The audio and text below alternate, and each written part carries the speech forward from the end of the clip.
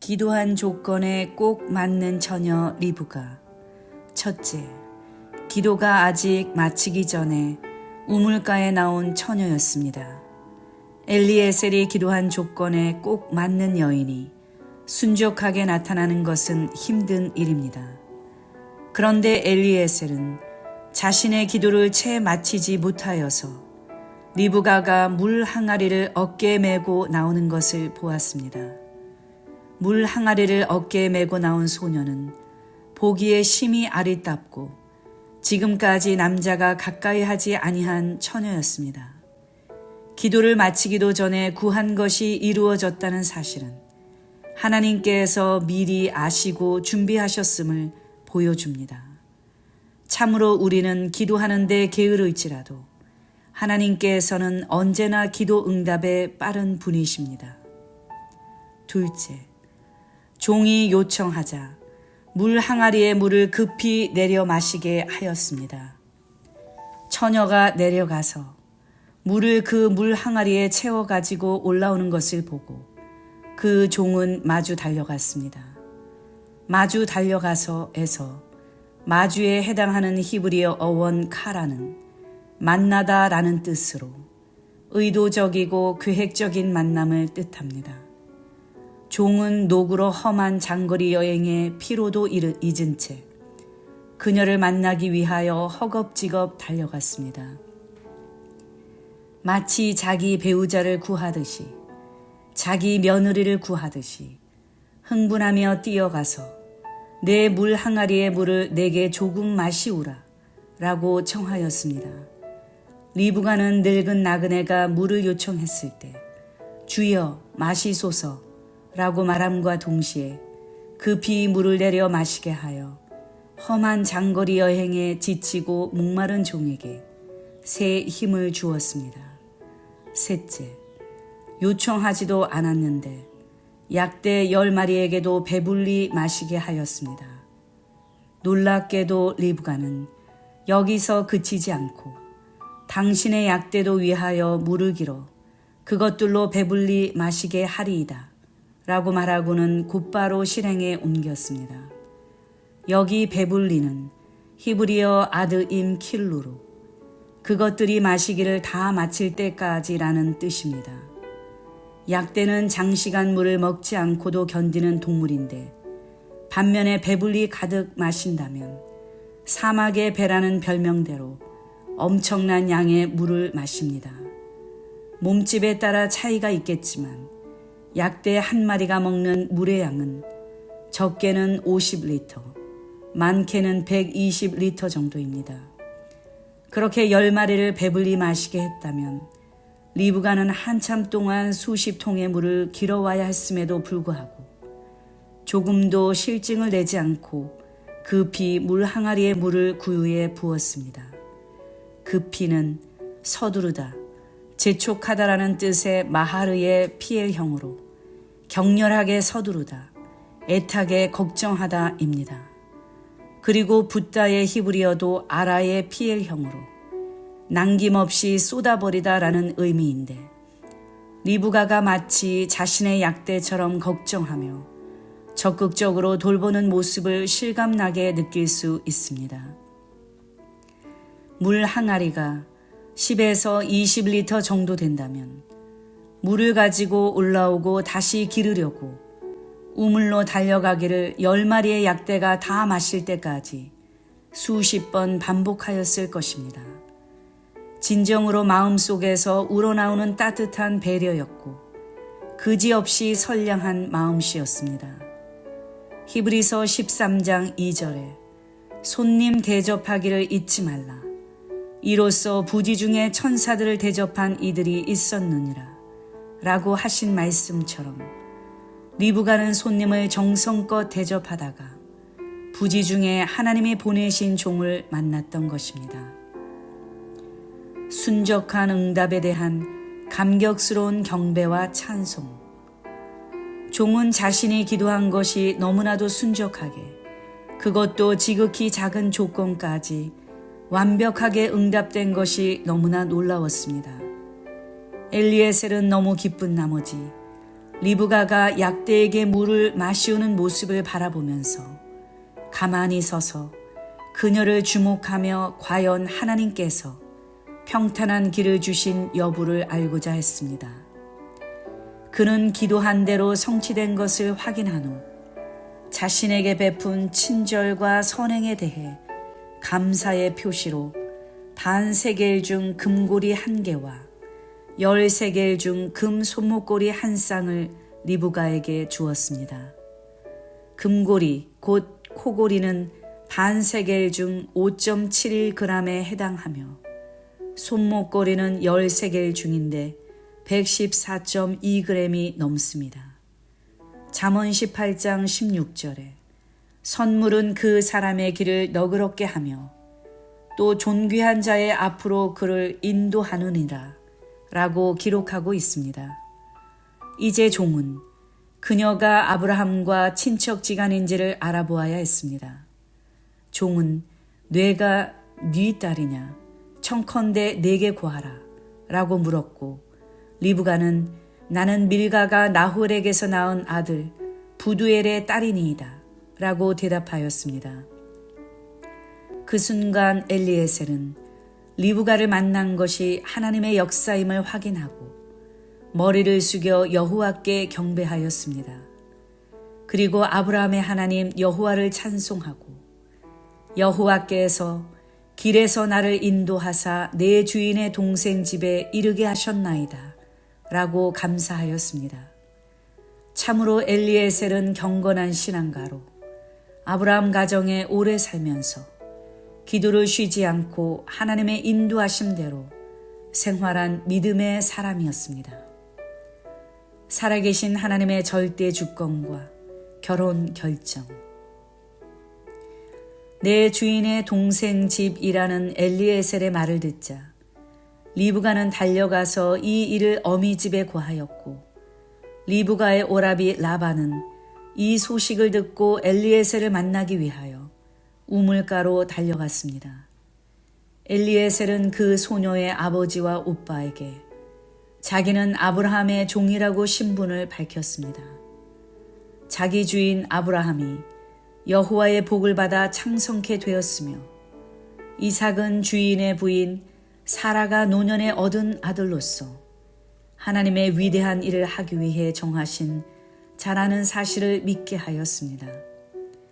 그리고 주인 아브라함이 그 모든 소유를 유일한 상속자인 그 아들에게 주었다고 말했습니다. 주인은 그의 아들 이삭의 아내를 구해오는 이 여정을 하나님께서 평탄케 하실 것을 굳게 믿고 모든 일을 자신에게 맡겼다고 말했습니다. 그리고 자기가 기도로 요청했던 모든 조건들이 사소한 것까지 다 성취된 것을 낱낱이 고했습니다. 하나님께서 이 모든 과정을 주권적으로 섭리하신 것을 진실되게 설명한 후에 엘리에셀은 이제 당신들이 인자와 진실로 나의 주인을 대접하려거든 내게 고하시고 그렇지 않을지라도 내게 고하여 나로 좌우간 행하게 하소서 라며 결혼 결정을 단호하게 촉구하였습니다. 그렇지 않을지라도 라는 것은 만약 그들이 거절하여 이루어지지 않는다면 다른 일가에게 가서 신부를 구할 수밖에 없다는 것입니다. 결혼 허락을 하든지 거부하든지 속히 결정하여 자신이 거취를 정할 수 있게 하라는 단도직입적인 요청입니다. 종은 리브가를 이삭의 아내로 허락해달라고 강요하거나 매달리지 않았으며 오직 하나님께 그 결과를 맡겼습니다. 이에 라반과 부두엘은 여호와께로 말미암았으니 우리는 가부를 말할 수 없노라. 리브가가 그대 앞에 있으니 데리고 가서 여호와의 명대로 그로 그대의 주인의 아들의 아내가 되게 하라 라고 결혼을 승낙하였습니다. 여호와께로 말미암았으니 여호와의 명대로 라고 말한 것은 이 결혼이 자신들의 의지와 상관없이 하나님의 절대 주권이었음을 확실히 믿고 깨달은 것입니다. 엘리에셀은 그 순간 또다시 여호와께 엎드려 절하였습니다. 그리고 결혼 성사를 뜻하는 공식 예물로 은금 패물과 의복을 리브가에게 주고 그 오라비와 어미에게도 보물을 주었습니다. 지체하지 않고 주인에게 돌아가는 엘리에셀. 종은 한시바삐 아브라함에게 이 좋은 소식을 알리기 위해 아침에 일어나 귀향 채비를 서두르며 나를 보내어 내 주인에게로 돌아가게 하소서라고 말했습니다. 리브가의 오라비와 그 어미가 소녀로 며칠을 적어도 열흘을 우리와 함께 있게 하라 라고 청할 때에도 종은 나를 만류치 마소서, 여호와께서 내게 형통한 길을 주셨으니 나를 보내어 내 주인에게로 돌아가게 하소서 라고 재촉했습니다. 엘리에셀은 늙은 종에게 심부름을 보내놓고 초조하게 소식을 기다리고 있을 주인 아브라함을 생각하면서 한시라도 빨리 가서 이 기쁜 소식을 전해야겠다는 충정이 가득했습니다. 어제까지 장거리 여행으로 몸에 누적된 피로 따위는 아랑곳 없이 단 하루 만에 길을 다시 나선 것입니다. 오직 주인의 뜻을 이루고 주인에게 그 소식을 급히 전할 생각으로 가득했으니 참으로 투철한 사명의식이었습니다. 오늘날 전도자에게는 엘리에셀과 같은 사명이 요구됩니다. 사도 바울은 내가 너희를 정결한 처녀로 한 남편인 그리스도께 드리려고 중매함이로다 라고 그의 사명을 밝혔으며, 세례 요한 역시 그의 사명을 가리켜 신부를 중매하는 신랑의 친구로 표현하였습니다. 아브라함의 종은 환도뼈 맹세를 통해 주인의 뜻과 연합한 이후 아브라함의 마음과 온통 하나가 되어 있었으며 한순간도 그 마음이 흐트러지지 않았습니다. 요한계시록에 나오는 하나님의 종들 14만 4천은 그 이마에 어린 양의 이름과 그 아버지의 이름을 쓴 것이 있었으며 그 입에 거짓말이 없고 흠이 없는 자들이었습니다. 이들 역시 진실되게 모든 생각이나 언어가 오직 주인의 마음과 하나 된 자들인 것입니다. 하나님의 뜻을 깨닫고 즉시 떠나는 리브가. 리브가도 이삭과의 결혼이 하나님의 뜻이라고 확인된 순간 위대한 결단을 내리고 가겠나이다 라고 짧게 답하고 당장 따라 나섰습니다. 이삭이 어떻게 생겼는지, 키가 얼마나 큰지, 성격이 어떤 자인지, 건강한지 나약한지, 자라온 환경은 어떤지, 취미는 무엇인지, 자기의 스타일에 맞는지 안 맞는지 아무것도 알지 못했습니다. 그러나 한 가지, 이 결혼이 하나님께로 말미암은 것이라는 확신이 서는 순간 주저없이 믿음으로 결단을 내렸습니다. 리브가는 아마도 이미 아브라함을 갈대아 우르에서 그리고 하란에서 불러내신 하나님의 놀라우신 구속 경륜을 듣고 배워서 어느 정도 알고 있었을 것입니다. 그녀가 이제 구속 사역의 제2세대로서 이삭의 아내가 되어 언약을 잇는 사명을 감당해야 했던 것입니다. 하나님의 큰 감동을 받은 라반과 어머니는 리브가가 떠날 때 우리 누이여 너는 천만인의 어미가 될지어다. 내 씨로 그 원수의 성문을 얻게 할지어다 라고 축복하여 그녀를 통해 하나님의 구속 사역이 계속 이어질 것이라고 축복하였습니다. 실로 하나님의 구속사의 주역으로 쓰임받는 사람은 하나님의 뜻이라는 확신이 서는 순간에 자신의 모든 것을 포기하고 오직 하나님의 뜻만을 붙잡고 거기에 자신의 전 인생을 투자하는 사람인 것입니다. 늙은 종은 마침내 주인의 소원대로 아들 이삭의 아내가 될 처녀 리브가를 데려갈 수 있게 되었습니다. 엘리에셀이 리브가를 데리고 올 때 이삭은 묵상하고 있었습니다. 이삭은 자신의 결혼 문제가 오직 하나님께서 원하시는 뜻 가운데 이루어지기를 기도하며 하나님의 주권에 맡겼던 것입니다. 아브라함은 아들 이삭의 결혼을 놓고 환도뼈 맹세로 생명을 거는 기도를 시작했고 그 종 역시 기도로 시종일관 그 일을 진행했으며 이삭 역시 기도로 결과를 기다렸습니다. 아브라함의 기도, 이삭의 기도, 그리고 그 종의 일치된 기도를 통해 하나님의 구속 경륜 속에서 이삭과 리브가의 결혼이 성사되었던 것입니다.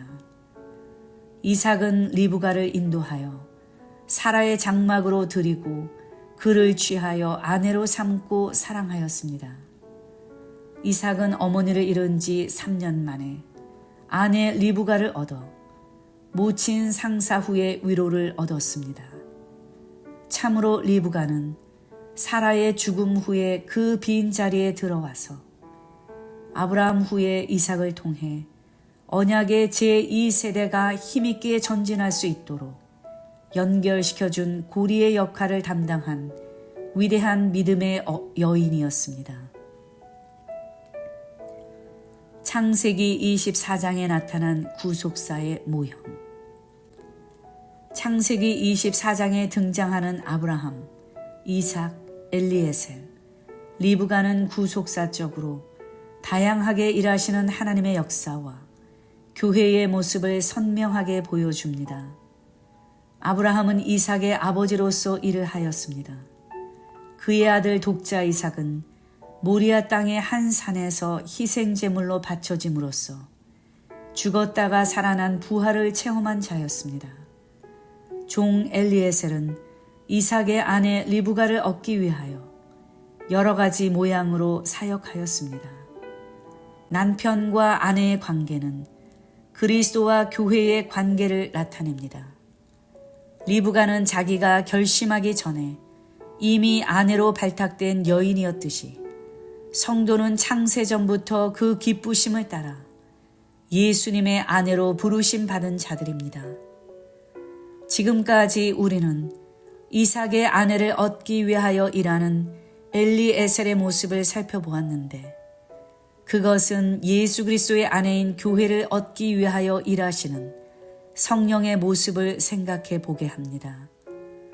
성령은 교회와 그 성도들을 위하여 신령한 여러 은사들과 9가지 열매들과 같은 좋은 것들을 주십니다. 성령은 그 감화와 교통하심으로 교회와 그의 성도들이 예수 그리스도의 아내로 구속을 받아 살리심을 받게 인도합니다. 성령은 교회와 그 성도들로 하여금 하나님을 아바 아버지라 부르게 하시며 성부 하나님의 유업을 이을 자가 되게 하시며 그들이 하나님의 자녀인 것을 증거하고 그들이 받는 기업의 보증이 되십니다. 지금도 성령님께서는 하나님이 택하신 자들을 어두운 데서 빛 가운데로 불러내어 그리스도의 신부로 삼아주시고 그 아름다운 덕을 선포하게 해 주십니다. 오늘날 모든 예수 그리스도의 성도들이 마치 리브가처럼 성령의 인도하심을 따라 온전히 순종하며 하나님의 뜻이 확인되는 순간 모든 육정을 내려놓고 내가 가겠나이다 하는 신앙의 용단으로 성부 하나님의 유업을 잇는 그리스도의 순결한 아내가 되는 축복의 주인공이 되기를 간절히 소망합니다.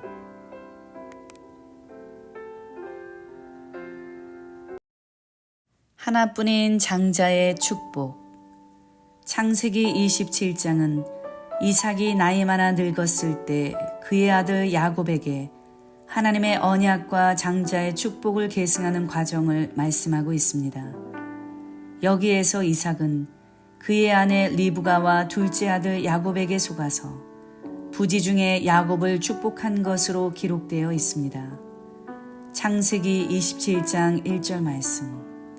이삭이 나이 많아 눈이 어두워 잘 보지 못하더니. 창세기 27장 23절 말씀. 능히 분별치 못하고 축복하였더라.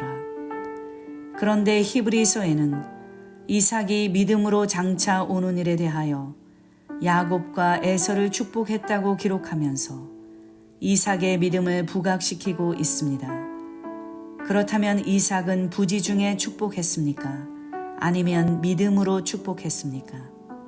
첫째, 처음에 이삭은 야곱에게 부지 중에 축복하였습니다. 이삭은 자신을 에서라고 속이고 별미를 가지고 들어온 야곱에게 장자의 축복을 다 하였습니다. 창세기 27장 23절에서는 그 손이 형 에서의 손과 같이 털이 있으므로 능히 분별치 못하고 축복하였더라 라고 말씀하고 있습니다. 여기 능히 분별치 못하고는 히브리어로 로 히키로입니다. 여기에 쓰인 히키로의 원형은 나카르인데 이것은 심사숙고하다, 철저하고 세밀하게 조사하다라는 뜻을 가지고 있습니다. 그런데 여기에 로라는 히브리어 절대 부정어가 덧붙여져서 이삭이 아들의 정체를 알기 위해 세심하게 노력하지 않고 축복하였음을 알 수 있습니다. 이렇게 이삭은 깊이 생각하지 않고 자기가 축복하는 대상이 당연히 에서라고 생각하여 축복하였던 것입니다. 야곱이 나간 후 곧 형 에서가 들어와 별미를 드리며 축복을 요구했을 때 이삭의 반응에 대해 창세기 27장 33절에서는 이삭이 심히 크게 떨며 가로되 그런즉 사냥한 고기를 내게 가져온 자가 누구냐? 너 오기 전에 내가 다 먹고 그를 위하여 축복하였은즉 그가 정령 복을 받을 것이니라 라고 기록하고 있습니다. 둘째, 나중에 이삭은 야곱에게 믿음으로 축복하였습니다. 창세기의 기록만 보아서는 이삭은 아내 리브가와 야곱에게 속은 결과 부지 중에 야곱에게 축복한 것으로 보입니다.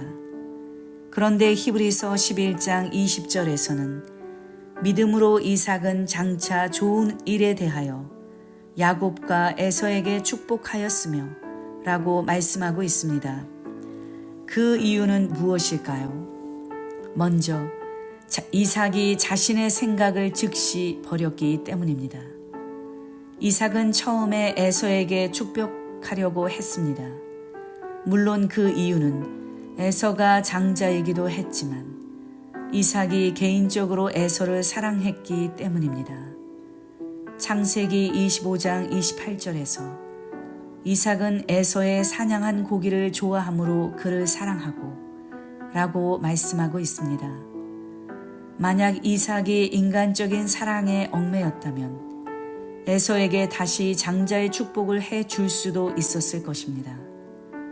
그러나 이삭은 에서가 자기에게도 장자의 축복을 해달라고 눈물겹게 간구하였을 때 이를 단호하게 거절하였습니다.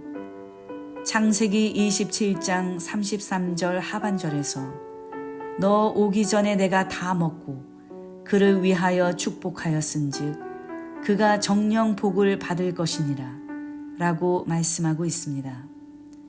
여기 정령은 히브리어로 감인데 이것은 진실로 어떤 일이 있더라도 라는 뜻입니다.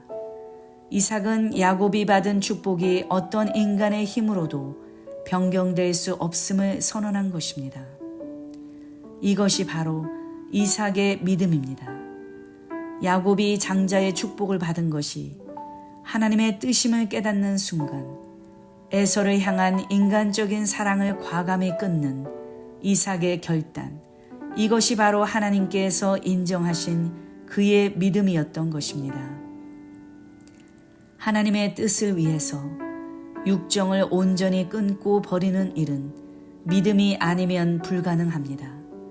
칼빈은 이 구절에 대하여 이삭은 육신의 애정을 부인하고 이제 완전히 하나님께 스스로 복종하며 하나님을 자기가 발설한 축복의 장본인으로 인식하고 그것을 감히 철회하지 않고 하나님께 드려 마땅한 영광을 돌렸다 라고 주석하였습니다. 에서는 확실히 인간이 인간적으로 마음을 쏟아 사랑하고 소망을 걸었던 장자였습니다. 그러나 이삭은 분명한 하나님의 뜻이 나타났을 때 즉시 자기 생각을 내려놓고 하나님의 뜻을 마음에 굳게 확정하고 그대로 밀고 나갔습니다. 이러한 이삭의 믿음의 위대함을 보고 히브리서 기자는 믿음으로 이삭은 장차 오는 일에 대하여 야곱과 에서를 축복하였으며 라고 기록한 것입니다. 이삭은 하나님의 주권 섭리를 깨닫고 순종했기 때문입니다.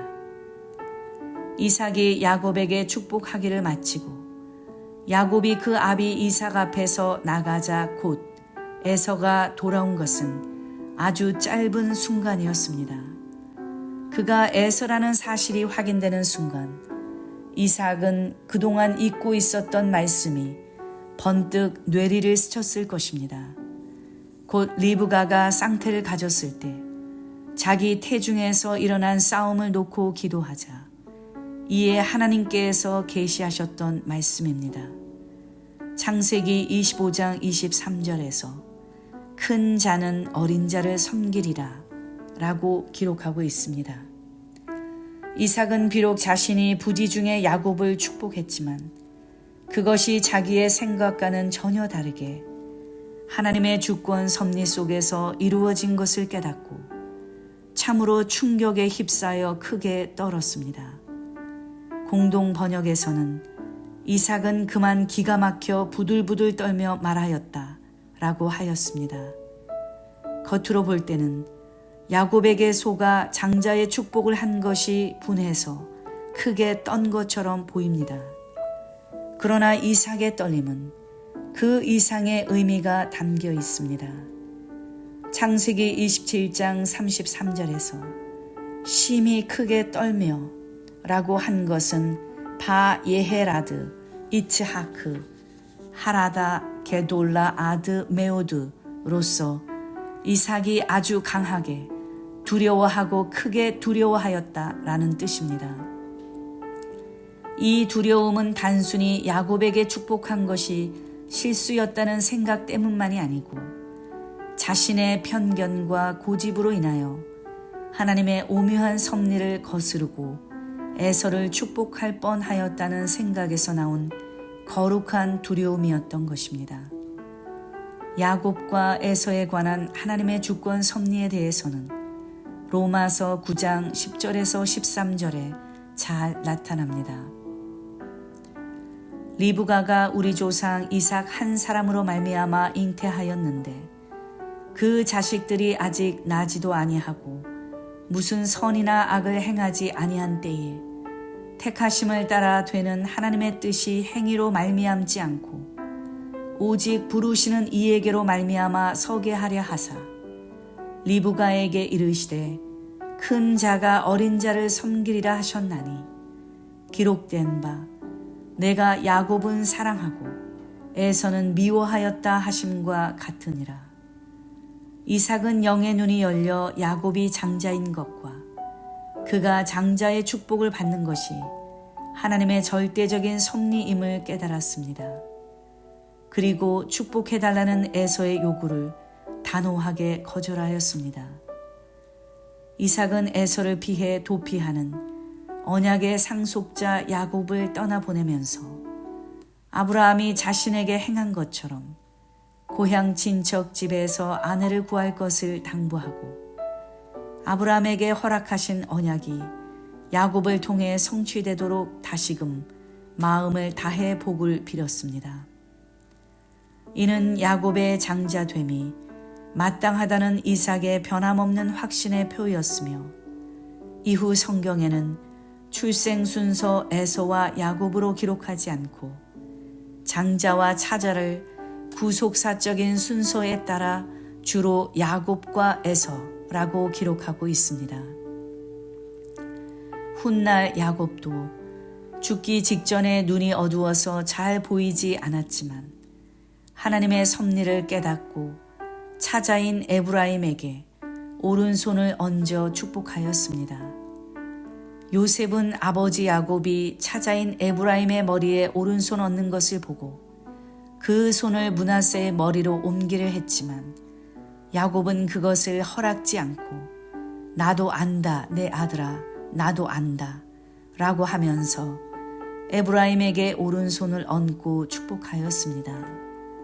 이것은 전적으로 하나님께서 주권 역사로 야곱에게 영적 눈을 열어 주셨기 때문입니다. 광야의 지도자 모세가 죽기 전에 비스가산 꼭대기에 올라가 직선거리로 164km가 되는 가나안 땅 전부를 바라볼 수 있었던 것도 하나님께서 모세에게 영적 눈을 열어보게 하셨기 때문입니다. 이삭은 에서에게 축복하기는커녕 야곱이 장자의 축복을 받는 것이 하나님의 뜻이라고 에서에게 선포하였습니다. 창세기 27장 37절 말씀. 이삭이 에서에게 대답하여 가로되 내가 그를 너의 주로 세우고 그 모든 형제를 내가 그에게 종으로 주었으며 곡식과 포도주를 그에게 공급하였으니 내 아들아 내가 내게 무엇을 할 수 있으랴. 여기 주라는 단어는 히브리어로 게비르로서 주인, 통치자라는 뜻입니다. 지금 이삭은 야곱이 장자의 축복을 받은 것이 하나님의 중대한 구원 섭리임을 깨닫고 축복을 요구하는 에서에게 보라 내가 야곱을 너의 주인으로 임명하였노라 라고 선포한 것입니다.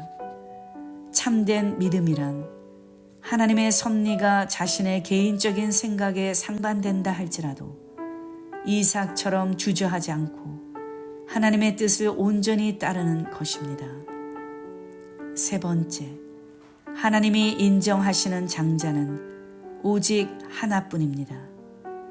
에서가 이삭에게 나를 위하여 빌 복을 남기지 아니하셨나이까? 라고 물었을 때 이삭은 에서에게 답하기를 너를 위하여 할 수 있는 것은 아무것도 없다 라고 하였습니다.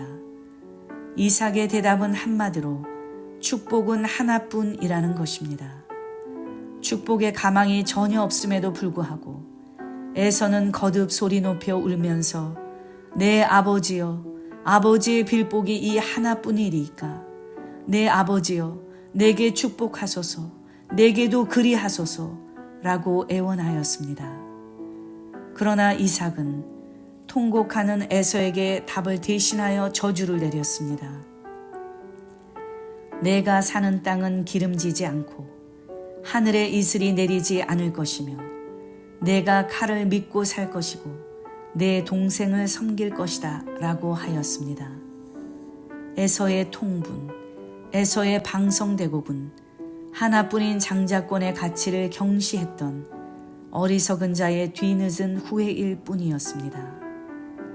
이에 대하여 히브리서 12장 17절에서는 회개할 기회를 얻지 못하였느니라 라고 말씀하였습니다. 우리가 아무리 대성통곡하는 회개를 할지라도 회개할 기회를 이미 놓친 후라면 아무 소용이 없다는 중대한 교훈입니다. 그렇게도 사랑받던 에서는 이삭으로부터 아주 단호하게 거절당하였으며 장자의 축복은 전혀 돌이킬 수 없게 되었습니다. 이처럼 큰 자는 어린 자를 섬기리라 라는 하나님의 말씀은 어김없이 계획하신 그대로 이루어졌습니다. 하나님의 정하신 뜻은 후회나 변경이 전혀 없습니다. 하나님의 말씀 안에는 모든 것이 예정되어 있습니다. 시편 139편 16절에서는 내 형질이 이루기 전에 주의 눈이 보셨으며 나를 위하여 정한 날이 하나도 되기 전에 주의 책에 다 기록이 되었나이다 라고 말씀하고 있습니다. 표면적으로 볼 때 이삭은 잠시 속은 것 같았으나 하나님의 말씀은 결코 사람에게 속지 않았으며 말씀하신 그대로 성취되었습니다. 그것이 바로 하나님의 말씀 속에 있는 절대 주권적인 힘이요 능력인 것입니다. 오늘날 우리도 하나님의 분명한 뜻과 섭리가 나타났을 때 인간의 생각을 포기하고 육신의 정도 단호히 내려놓고 오직 하나님의 말씀을 굳게 붙잡는 이삭과 같은 위대한 믿음의 사람이 되시기를 바랍니다. 할렐루야.